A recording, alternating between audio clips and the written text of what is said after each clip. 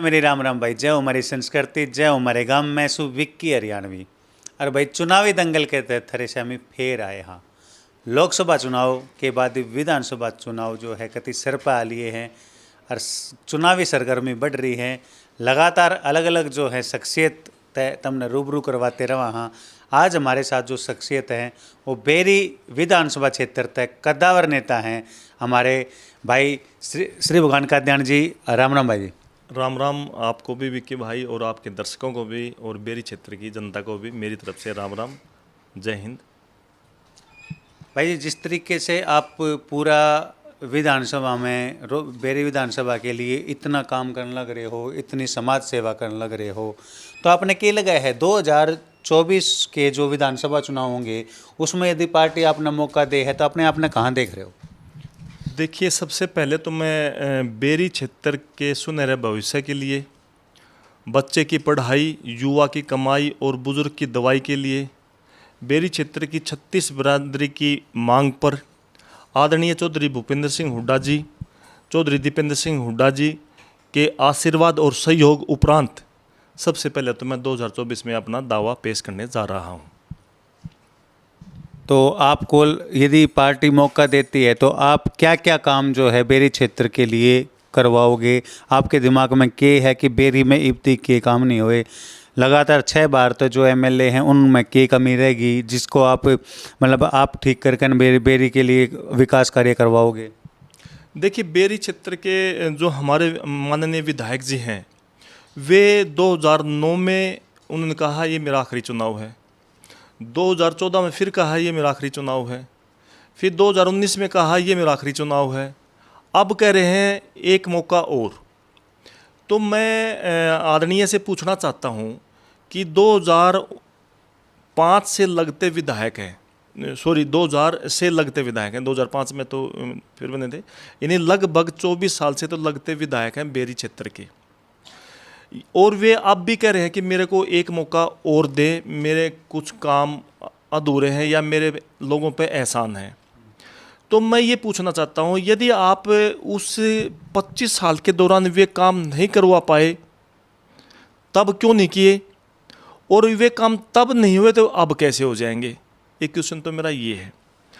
दूसरा, मेरा जो अपना है, मैं बेरी क्षेत्र के लिए जो पिछले लगभग 10 साल से काम कर रहा हूँ, वो काम मेरा सबसे पहला तो है शिक्षा पे, क्योंकि मैं शिक्षा से जुड़ा हुआ व्यक्ति हूँ।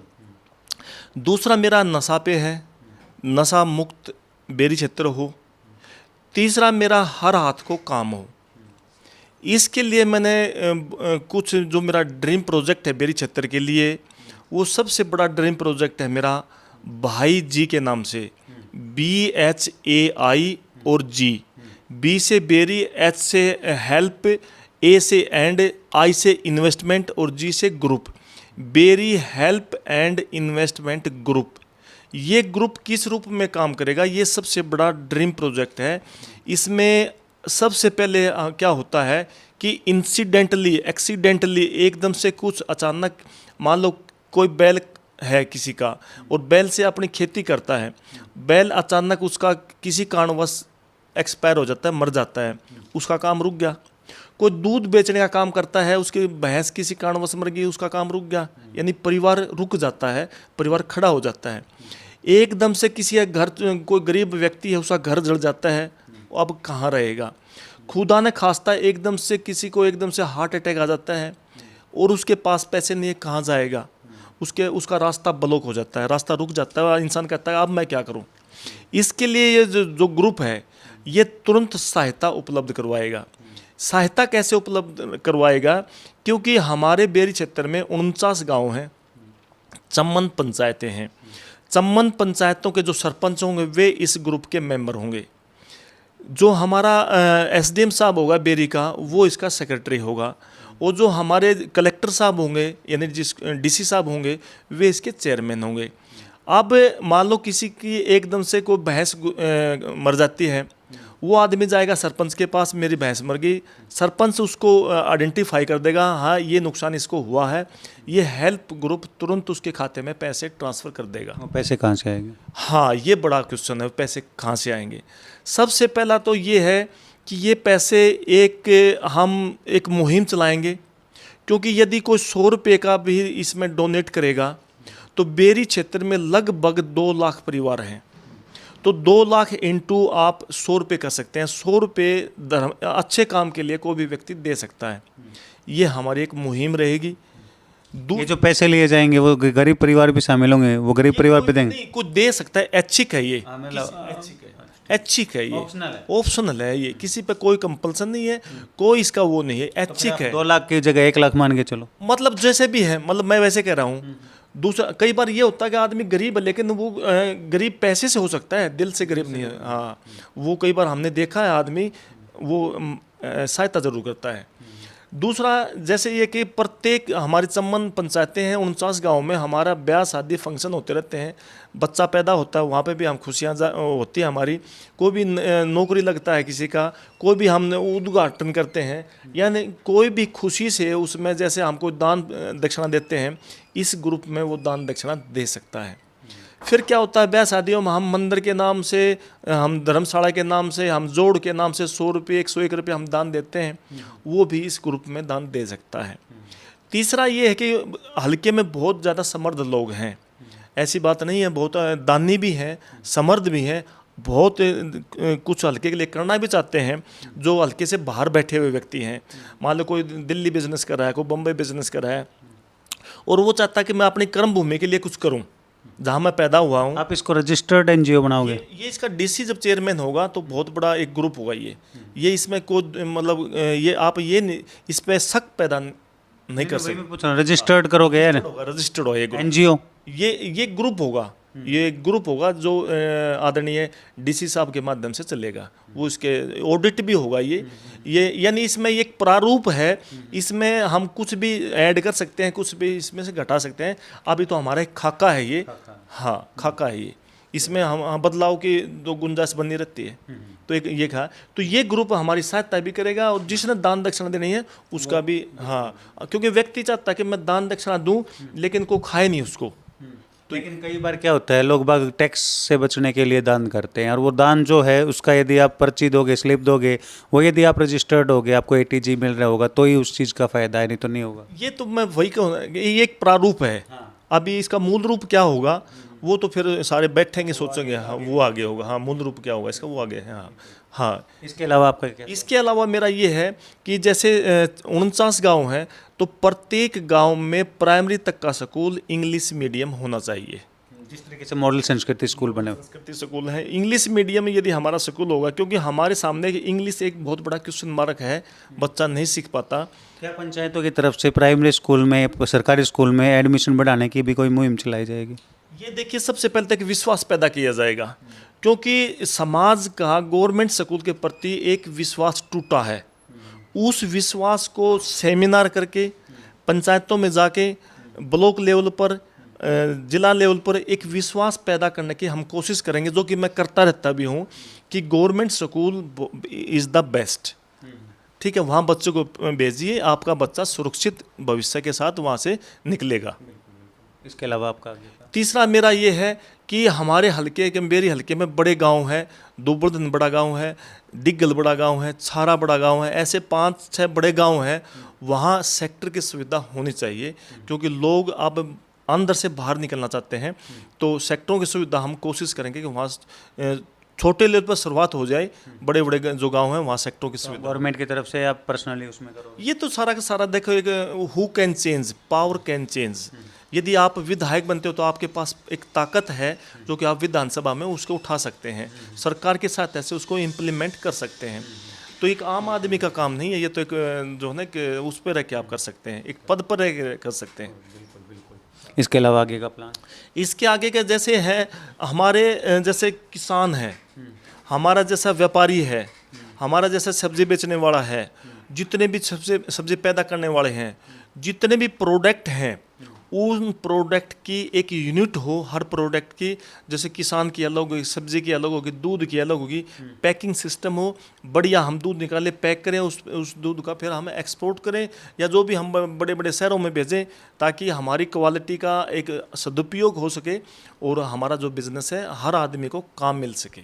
मतलब जो किसान के लेवल पे ही आप पैकिंग करवाना चाहते हो, जो बीच का जो सिस्टम वो ख़त्म करवा के, मतलब एक किसान जैसे एक मक्के की कीमत 2 रुपये होती है। जैसे मैं कहता हूँ कि जैसे हम गेहूँ खरीदते हैं, गेहूँ हर आदमी खरीदता है घर के लिए, तो यदि कोई किसान कहेगा मैं अपना गेहूँ आपको बिल्कुल साफ सुथरा और बगैर जो है ना इसका खाद का ये दूंगा और मेरी यूनिट ये है, तो आप वहाँ से खरीदोगे। कोई सब्जी का व्यापार कर रहा है, सब्जी को खुले में बेच रहा है, सब्जी यदि यूनिट होगी उसकी पैकिंग की तो हम उसको पैक करके, आप दूध का जो व्यापार करते हैं, दूध का आप खुले में बेच रहे हैं, दूध पैक करके बेचेंगे। तो ये सिस्टम क्या है, ये हाइजेनिक भी होगा, लोगों को पसंद भी आएगा और लोगों को काम भी मिलेगा। बहुत अच्छी सोच है। इसके अलावा जो आज के युवा हैं, जो युवा नशे की तरफ जाते जा रहे हैं, उनके लिए आपका क्या? देखिए, मैं सबसे पहले ये कहना चाहता हूँ कि युवा को सबसे पहले अपनी शिक्षा पूरी करनी चाहिए। यदि शिक्षा इंसान पूरी करता है तो वो नशे से मैं मानता हूँ आधा दूर तो वैसे ही हो जाता है। नहीं कहते, मैं इसमें एक बात जरूर कहूँगा, शिक्षा मिल गई, सब कुछ कर लिया, लेकिन सिलेक्शन नहीं होया। एक बार नहीं होया, 2 बार नहीं होया, पेपर दे दिया, धांधली होगी, पेपर लीक हो गया। आप समझो मेरी बात को, मैं क्या कहना चाह रहा हूँ। पिछले 10 साल में कितने पेपर हुए हैं, कितने पेपर लीक हुए हैं, कितने भर्तियां जो हैं भर्ती लगने के बावजूद भी कोर्ट में लटकी हुई है, उसमें युवा क्या करेगा आप बताइए। नशा एक उनके लिए इजी अवेलेबल ऑप्शन होता है जिससे वो अपने दिमाग की फ्रस्ट्रेशन दूर कर सकते हैं, लेकिन वो चीज़ एक अपराध को बढ़ावा दे रही है। आज के दिन जितने अपराध होते हैं, चाहे वो मर्डर है, चाहे वो बलात्कार है, चाहे वो कोई भी चोरी चारी, जितनी भी बातें हैं, वो एक नशे में करता है। तो उसके लिए आपके दिमाग में क्या है? देखिए, सबसे पहले तो ये जैसे भी जितने भी सिलेक्शन है ना, ये हल्के लेवल पर नहीं है, यानी बेरी क्षेत्र को विधानसभा लेवल का नहीं है, ये तो गवर्नमेंट का काम है। और ये हाँ, मैं वही कह रहा हूँ, मैं उसी चीज़ पढ़ना चाहता हूँ। ये स्टाफ सिलेक्शन कमीशन या अदर कमीशन, उनके माध्यम से हमारी जो रिक्रूटमेंट होती है, एक तरीका है, एक प्रोसीजर है जो हम फॉलो करते हैं। तो मैं एक तो मेरा एक सामाजिक मुद्दा है कि मैं सामाजिक इंसान होने का, एक नागरिक होने के नाते ये कहना चाहता हूँ कि पेपर आउट नहीं होने चाहिए। क्योंकि पेपर आउट से व्यक्ति बच्चे का जो है ना दिल भी टूटता है, घर भी टूटता है, हमें उस पे आर्थिक भी, सामाजिक भी, मानसिक भी सारी हानियाँ होती हैं। तो पहले तो मैं ये कहना चाहता हूँ कि भी इस तरफ सरकार ने ही ध्यान देना चाहिए कि क्योंकि सरकार for the people, government for the people होती है। अब लोग तो उसको बना देते हैं, लोगों का काम तो बनाना है, लोगों ने बना दी, अब वो उनको क्या दे रहा है वो तो उस पर डिपेंड करता है। अब इनसे नुकसान तो हो रहा है, पेपर आउट से तो बहुत बच्चों का करियर। हाल ही में नीट की परीक्षा हुई, नीट की परीक्षा के बाद अभी एग्ज़ाम हुआ है, कल रिजल्ट आया है। उसमें 6 बच्चे ऐसे थे, 1535 जितने बच्चों ने री एग्ज़ाम दिया है, जो पहले 6 बच्चे ऐसे थे जिनमें 720 लिए थे उन्होंने 720 में से, लेकिन अब की बार उन 6 बच्चों में से किसी के भी नहीं आए। तो ये कहीं ना कहीं एक धांधली थी। हाँ, यही था ना कि पहले 7 बच्चे थे जिनके 720 आए थे, अब 61 बच्चे हैं। तो 6 बच्चे कहाँ गए? वो 6 बच्चे अब नहीं ले पाए ना। और यदि वे 6 बच्चे बाई चांस वे डॉक्टर बन जाते तो क्या गुजरती, ये क्वेश्चन है। क्योंकि डॉक्टर, ये मैं एक वो चीज़ कहना चाहता हूँ, 6 बच्चों की सीट ले रहे थे वो तो। हाँ। क्योंकि देखिए, मैंने कहीं पढ़ा था, डॉक्टर और शिक्षक एक ऐसी कड़ी है जो समाज को बहुत ज़्यादा फायदा भी देती है और बहुत ज़्यादा नुकसान भी देती है। अब एक इंजीनियर है, इंजीनियर को गणित गणा क्या करेगा, 10 पुल बना देगा, लेकिन एक शिक्षक है वो कितने विद्यार्थियों का जीवन बनाता है, डॉक्टर है कितने लोगों का इलाज करता है। तो ये दोनों चीज़ तो अपडेट होनी चाहिए, बिल्कुल अप टू मार्क होनी चाहिए। बिल्कुल। कादन जी, जिस तरीके से रघुवीर कादन जी की तरफ से बात आती है कि भाई वो कहते हैं, हमने बात भी की थी, उन्होंने सेकंड लीडरशिप को मौका देना चाहिए, तो वो कहते हैं कि नया आदमी तो विधानसभा में जाओगा उन्हें तो बाथरूम भी को नहीं पावे, इस तरह के जो है वो उनके बयान आते हैं। तो आप इस चीज़ को कैसे लें? देखिए, ये बयान तो बहुत ही मतलब अपरिपक्व बयान है। अगर नए आदमी को तो बाथरूम भी नहीं मिलता, क्या उन्होंने बेरी हल्के की युवा शक्ति को सारी को नाकाबिल समझ लिया कि बेरी हल्के की युवा शक्ति है वो इस काबिल नहीं है कि वो मतलब विधानसभा का चुनाव लड़ सके और वहाँ विधानसभा में अपने मुद्दे उठा सके? क्या ये नहीं है? मैं दूसरी बात पूछना चाहता हूँ। बेरी हल्के से IAS बन सकते हैं, डॉक्टर बन सकते हैं, HCS बन सकते हैं, तो क्या एक नेता नहीं बन सकता? नेता भी बनेगा। और ऐसी बात नहीं है, ये मैं ये कहना चाहता हूँ, उन्होंने सारी युवा शक्ति पर एक क्वेश्चन मार्क लगा दिया कि नए आदमी ने तो बाथरूम भी नहीं पाए। दूसरा मेरा ये है, आदरणीय से पूछना चाहता हूँ, वे नए आदमी से घबराते क्यों हैं? आने क्यों नहीं देते नए आदमी को? नया आदमी भी आए, वो भी अपनी बात रखे। ये तो लोगों ने देखना है कि नया आदमी क्या करेगा, पुराना आदमी क्या करेगा। तीसरी चीज़ मैं ये कहना चाहता हूँ, वे कहते हैं विकास का रास्ता तजुर्बे से गुजरता है। ठीक है, तजुर्बा है, आप मार्गदर्शक की भूमिका में आए, काम करने का मौका हमें दें, आप मार्गदर्शक की भूमिका निभाएं, हम उनका आशीर्वाद लेंगे, उनसे पूछेंगे। देखिए 58 साल में गवर्नमेंट रिटायर कर देती है, फौज 40 साल में रिटायर कर देती है, ठीक है। और अब राजनीतिक जीवन में यदि 60 में नहीं होता, 70 में रिटायर हो जाओ, 70 में 80 में रिटायर हो जाओ, ये इच्छा कभी पूरी नहीं होती। अगर मैं जीऊँगा इतना विधायक रहूँगा, ये कोई मतलब क्वेश्चन नहीं है।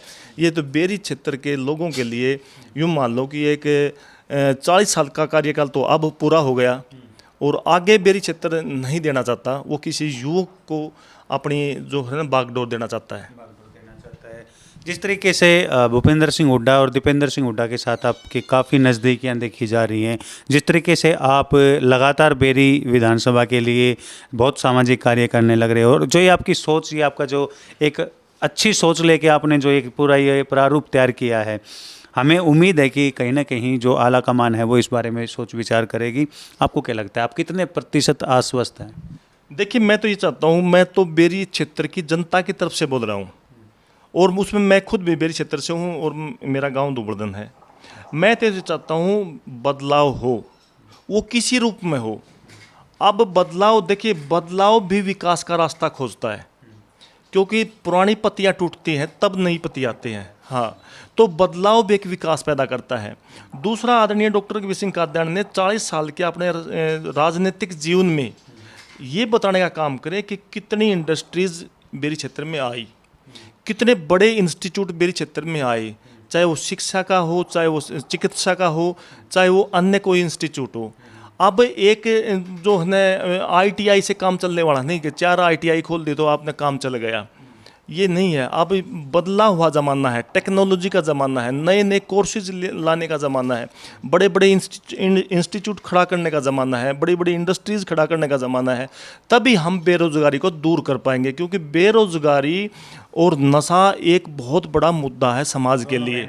दोनों बहन भाई हैं, और बेरोज़गारी और नशा को हम दूर कर सकते हैं बड़ी बड़ी इंस्टीट्यूट ला के, बड़े बड़े इंडस्ट्रीज़ ला के, और बड़े लोगों को काम दे के, ज्ञान दे के नहीं, ज्ञान की किसी को ज़रूरत नहीं है, काम दो लोगों को। हाँ, बहुत बहुत धन्यवाद। आगे भी आपसे बात होती रहेगी। अब हमारी जो बेरी हल्के की आदरणीय जनता है, उसको आप अपनी तरफ से क्या संदेश देना चाहेंगे? मैं 36 बिरादरी को मेरी तरफ से राम राम करता हूँ। मैं 36 बिरादरी से निवेदन करता हूँ कि अब की बार बदलाव की तरफ कदम बढ़ाएं, युवा को आगे लेके आए, युवा के बारे में सोचें, और उस युवा की जो है आवाज़ को पहचानने वाला मैं भी हूँ। मैं आपके मान सम्मान को आगे रखकर काम करूंगा। मैं आपके नाम को और आपके काम को कभी भी नीचे नहीं आने दूंगा, क्योंकि आदमी का बोल और तोल जो है वो मजबूत होना चाहिए। मेरा बोल और तोल हमेशा मजबूत रहा है। मजबूत इन द सेंस एक मैं इज्जत करता हूँ और इज्जत ही समाज से चाहता हूँ। ये मेरा एक नियम है लाइफ का, कानून में रह के मैं काम करता हूँ। तो मैं बेरी क्षेत्र की जनता से यही कहना चाहता हूँ कि बदलाव की तरफ आप कदम बढ़ाइए, आपका भाई आपके साथ है। बहुत बहुत धन्यवाद कात्यायन जी। आगे भी मिलते रहेंगे। एक तो चुनावी सरगर्मियाँ तेज होती रहेंगी, लगातार कात्यायन जी से बात करवाते रहेंगे। एक काम तुम भी कर दियो भाई, वीडियो ने घनी तो घनी शेयर कर दियो, चैनल ने सब्सक्राइब कर दियो। सब ने मेरे राम राम भाई, सब ने मेरे राम राम।